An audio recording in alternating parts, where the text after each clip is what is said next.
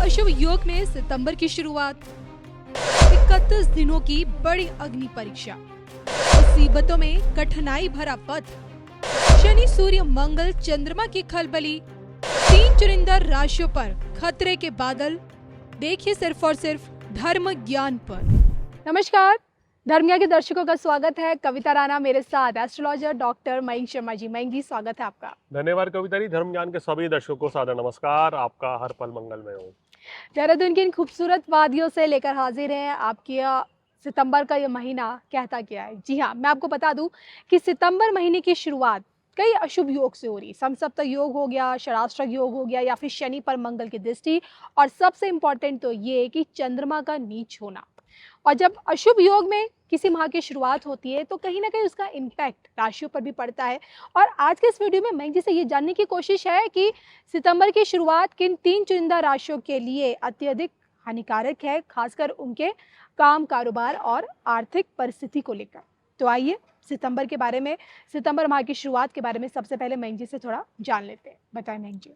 देखिए, सितंबर माह की शुरुआत एक ऐसे परिस्थिति से हो रही है जहां अधिकतर ग्रहों की जो युतियां हैं ना, वो उतनी अच्छी नहीं है।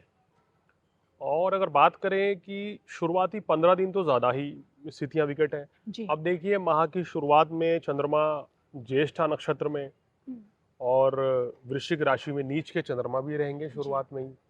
सूर्य केतु की युति बनी हुई है जो कि 17 सितंबर तक चलेगी।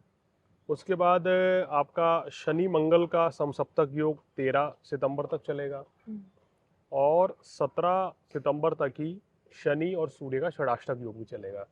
तो फर्स्ट हाफ जो है बड़ा स्ट्रगल वाला है।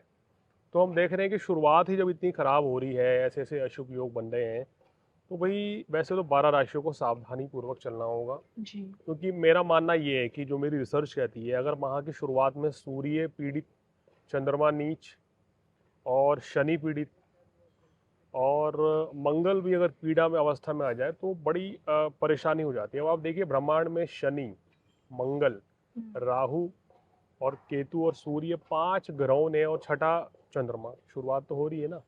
तो 6 ग्रह एक ऐसी अवस्था में है कि जो कोई शुद्ध रूप से पूर्ण शुभ फल नहीं दे रहे हैं। तो कहीं ना कहीं सावधानी तो 12 राशियों को रखनी होगी, लेकिन ये 3 वो राशियां हैं जिनको इस समय सबसे ज़्यादा सावधान रहना पड़ेगा। अन्यथा तो उनकी परेशानी, दिक्कतें जो है थोड़ी सी इस समय पे बढ़ सकती है। जी।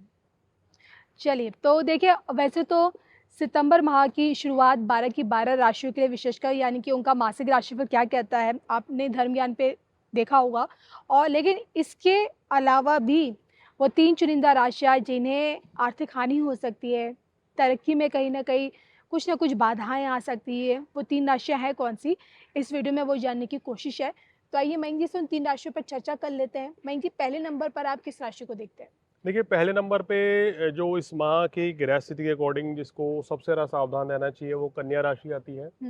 कन्या राशि वालों को थोड़ा सा इस महीने अपनी सेहत का ध्यान रखना है, फिजूल खर्ची से बचना है। इस समय खर्च थोड़ा सा बढ़ सकता है, जी। क्रोध की अधिकता थोड़ी सी बढ़ सकती है। तो आपको इस चीज़ का विशेषकर ध्यान रखना चाहिए। तो ये पूरे महीने ही आपको सावधानी बरतने की ज़रूरत रहेगी। जी। और कोशिश करें कि धन का निवेश भी ना करें। किसी नए काम कारोबार की शुरुआत करनी है तो सोच समझ कर करें, और ये अपनी कुंडली दिखाकर करेंगे तो अच्छा रहेगा। अन्यथा तो कन्या राशि वाले थोड़ा सा परेशान रहेंगे, क्योंकि अभी सूर्य केतु की युति 12वें भाव में है। 17 सितंबर से सूर्य आप ही की राशि में आएंगे, तो वो भी चैलेंजेस बढ़ेंगे। क्यों चैलेंजेस बढ़ेंगे? अब आप इस तरीके से समझिए कि आपकी राशि में कन्या राशि में जैसे ही सूर्य आएंगे और सामने कौन बैठे हुए हैं? शनि। ओके।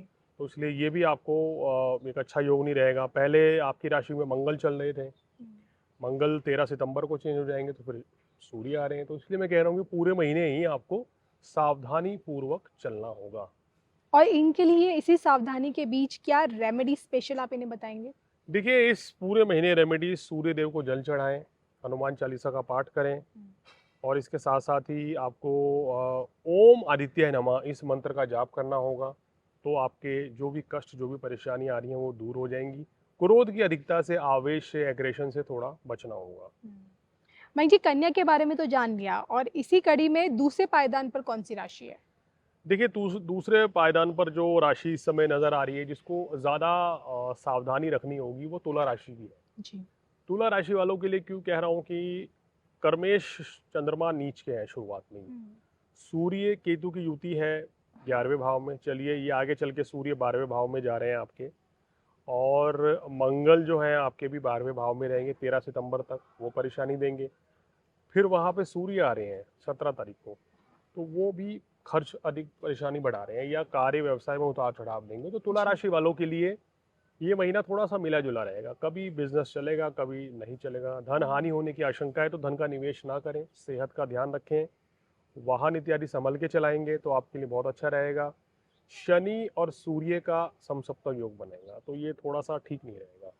इसमें भी आपको सावधानी पूर्वक चलना होगा, और यहाँ व्यर्थ के वाद विवाद ना करें, किसी से ना उलझें, तो आपके लिए स्थितियाँ बेहतर बन सकती हैं। थोड़ा संभल के चलेंगे तो स्थितियाँ डेफिनेटली जो है कि बेहतर अवस्था में आ सकती हैं। उपाय के तौर पे आप क्या करें कि संपूर्ण मास सूर्य को जल दें, हनुमान चालीसा का पाठ संपूर्ण मास करें, क्योंकि मंगल आप ही की राशि में 13 सितंबर को आएंगे, तो ये भी स्थिति आपके लिए उतनी उत्तम नहीं रहेगी।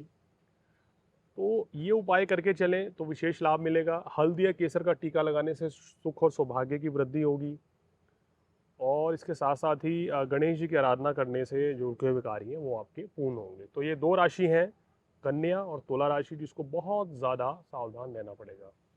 और सावधानियां, एक और राशि है जिसे बरतनी पड़ेगी, और वो राशि कौन सी, वो भी जान लेते हैं। देखिए, अगली राशि है जिसको काफ़ी सावधान रहना पड़ेगा तो गोचर के चलते हैं, वो है कुंभ राशि। कुंभ राशि वाले क्यों मैं कह रहा हूँ कि अभी तो देखिए अष्टम भाव में आपके मंगल चल रहे हैं, फिर वहाँ सूर्य आ रहे हैं जी। 2-3 दिन के गोचर के बाद ही 13 को मंगल हटेंगे, तो फिर वहाँ सूर्य आ जाएंगे 17 को। कोई खास परिवर्तन नहीं होगा। तो यहाँ पे इस पूरे मास में शनि वक्री भी है, इसलिए मैंने कुंभ राशि उठाई है कि इस महीने में आपको थोड़ा सा कुंभ राशि वालों सावधानी पूर्वक चलें। धन के मामले में धन का निवेश ना करें, नए काम कारोबार की शुरुआत ना करें। मांगलिक दोष का निर्माण अभी भी जारी रहेगा, तो जीवन साथी के साथ प्रेमी प्रेमिकाओं आपस में कोई मनमुटाव ना हो, उस चीज़ का ध्यान रखें। और इस समय दूर दराज की यात्रा करना चाहते हैं तो वो भी टाल दें। जी। और यात्रा से व्यापारिक यात्रा है तो उस समय सोच समझ के डील करें, जल्दबाजी में कोई निर्णय ना लें, अन्यथा तो नुकसान भी हो सकता है। वाणी पर संयम रखें। और 17 तारीख के बाद से जैसे ही सूर्य देव कन्या राशि में जाएंगे तो सूर्य शनि का समसप्तक योग होगा, तो वो भी आपको दिखा रहा है कि अपने स्वास्थ्य का ध्यान रखना होगा, और कहीं ना कहीं बड़े निवेश से आपको बचना होगा। बहुत से लोग लॉटरी, जुआ या सट्टा खेलते हैं कि चलो अचानक से लाखों रुपए कमा लें, करोड़ों कमा लें, तो यहाँ हानि भी हो सकती है। तो इसलिए अलर्ट रहें और सोच समझकर आगे बढ़ें। उपाय के तौर पे संपूर्ण मास आपको ओम घृणी सूर्याय नमः का जाप करना है, ओम मंगलाय नमः इस मंत्र का जाप करें, हनुमान चालीसा पढ़ें, हनुमान जी को बूंदी के लड्डू चढ़ाएं। शनिदेव को शनिवार के दिन, जितने भी शनिवार आते हैं, आप शनिदेव को तेलाभिषेक करें, उनको बादाम चढ़ाएं तो विशेष लाभ मिलेगा। और इसके साथ साथ ही हनुमान चालीसा पढ़ना, जैसे मैंने बताया, वो आपके लिए श्रेष्ठकर रहेगा। तो ये 3 राशियां वो हैं जिनको इस महीने में बहुत ज़्यादा अलर्ट रहना चाहिए जी। और सावधानी पूर्वक चलेंगे तो हम बड़ी परेशानी से बच सकते हैं। देखिए, ज्योतिष में यही फ़ायदा है कि आपको पता चल रहा है कि मेरे लिए आने वाला समय कैसा है, तो आप उस हिसाब से अपनी प्लानिंग कर सकते हैं। बहुत से लोग इस राशि के कुछ बड़ी प्लानिंग करने चाह रहे हो तो वो अलर्ट होकर सावधान हो सकते हैं, या अपनी कुंडली दिखाकर आप आगे बढ़ सकते हैं। ये तो एक ग्रह गोचर के आधार पे है, ट्रांजिट जो ग्रह गोचर चलता है उसके आधार पे हम आपको बता रहे हैं। और कहते हैं ना कि ग्रह गोचर का हमारी दिनचर्या पे बहुत प्रभाव पड़ता है। अचानक से लाभ, अचानक से हानि, ये ग्रह गोचर ही तय करता है। बिल्कुल।